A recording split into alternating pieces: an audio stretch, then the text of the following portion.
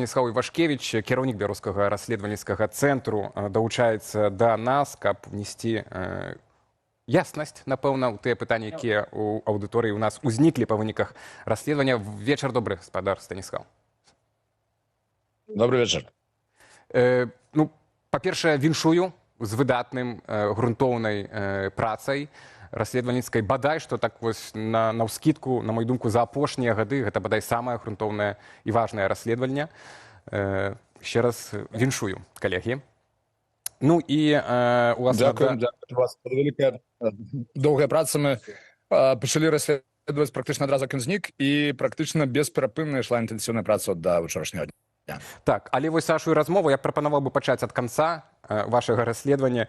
На сённяшні дзень мы апублікавалі ўсё тое, што лічым магчымым давесці на гэты момант, а менавіта тое, што ён сапраўды быў перададзены, як вы ўжо сказалі, расійскім спецслужбам, памежнікам ФСБ у водах непрызнанай Рэспублікі Абхазія пад выглядам таго, што ён нібыта напаў на іншых пасажыраў яхты, што знаёмы Анатолія Котава лічыць у адзін голас немагчымым, бо гэта быў не такога складу чалавек, кар'ерны дыпламат, што наводзіць на адпаведныя думкі, што адна з версій на карысць таго, што гэта было спланаванае выкраданне.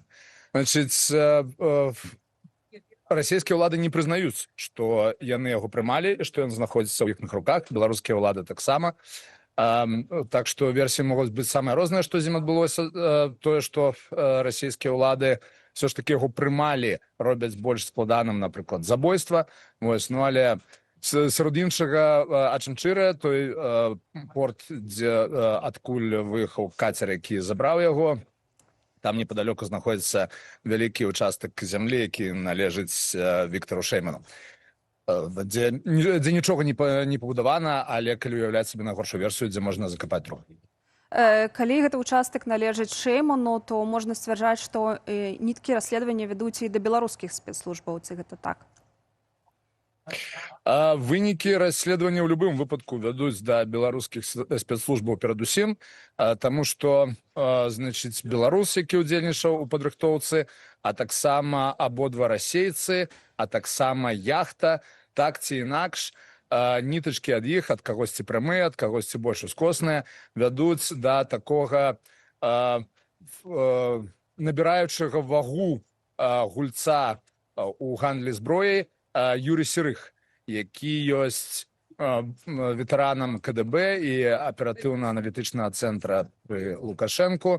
У ягонай кампаніі працуюць мноства іншых ветэранаў спецслужбаў беларускіх, і менавіта да іх вядзе пераважная бальшыня нітачак.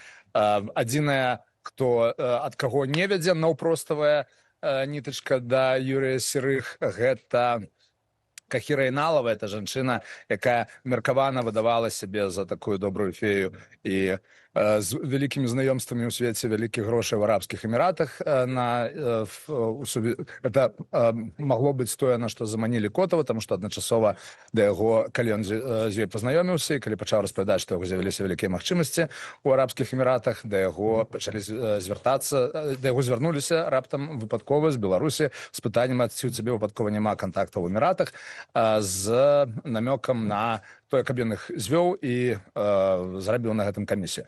І Котаў інтэнсіўна працаваў над гэтай магчымай здзелкай, перыядычна паведамляў аб тым, што ёсць нейкія зрухі, і паводле логікі падзей прыблізна на гэты час і магла прыпасці кульмінацыя гэтай здзелкі. А здзелка была з Беларусі, да яго звярнуліся, сказалі, што ёсць расейцы, якія хочуць выводзіць у Арабскія Эміраты грошы ад гульнявога бізнеса і гатовы, адпаведна, заплаціць за кантакты в Арабскіх Эміратах, які дапамогуць это ажыццявіць, таму што у сувязі з гульнявым бізнесам там у Арабскіх Эміратах і складанасці патрэбныя адмысловыя дазволы, якія вымагаюць высокіх кантактаў.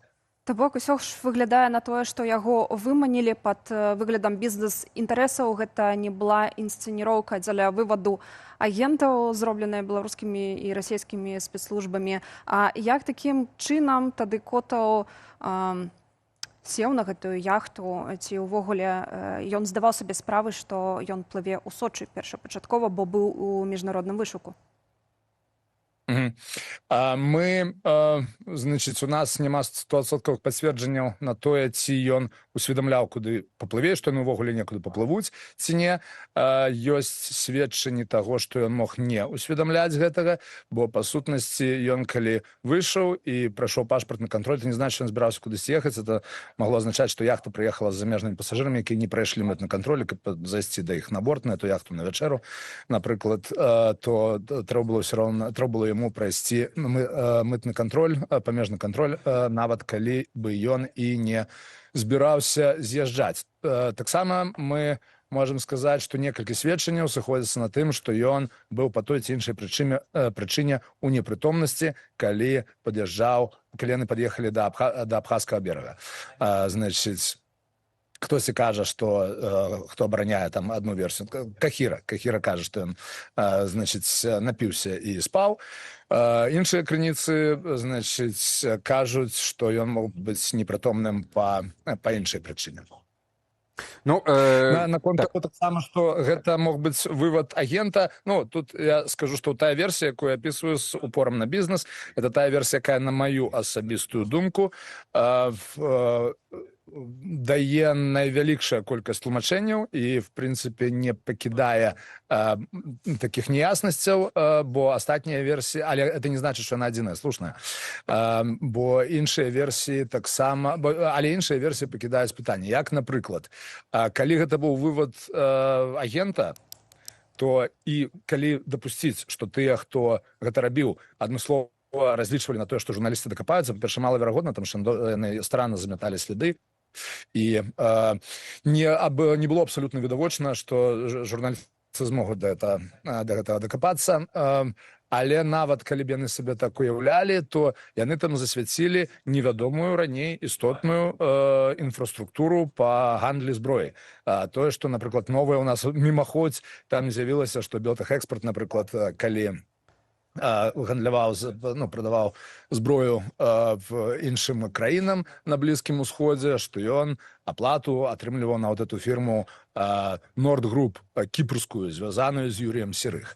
Вось. Эміратскую структуру яны засвяцілі, яхту засвяцілі, которая з высокай верагоднасцю належыць зараз Юрію Серых. Таму нейкі атрымаўся вельмі дарагая аперацыя. І, дарэчы, тое, што яны ўвогуле задзейнічалі гэтую інфраструктуру у мэтах выкрадання Котава, замест того, каб задзейнічаць тых, хто не выведзе на бізнес, якім далей трэба працягваць па продажу ўзбраенняў, і который можа цяпер быць закрануты санкцыямі. Можа сведчыць на тое, як адна з версій, што гэты Юрий Серых, як такая вырастаючая зорка в беларускім, значыць, збройным бізнесе, вырашыў сабе зрабіць ачкоў, прынесшы, значыць, у якасці трафея сваім шэфам узроўню Віктора Шэймана ці Лукашэнкі, прыцягнуць да сябе ўвагу тым, каб выманіць гэтага свайго знаёмага Котава. Ну і, як я ўжо сказаў, адна з версій, якая сходзіць з нашых сведчанняў, магла быць тым, што ён адной рукой невядомай Котаву, не будучы вядомай Котаву, што это ягоны знаёмы Серых робіць, адной рукой прапанаваў яму, значыць, магчымасці, другой рукой выказаў попыт на гэтыя магчымасці, ну і трэцяй рукой зарганізаваў гэтую ўласную сустрэчу, на якой ён быў выкрадзены.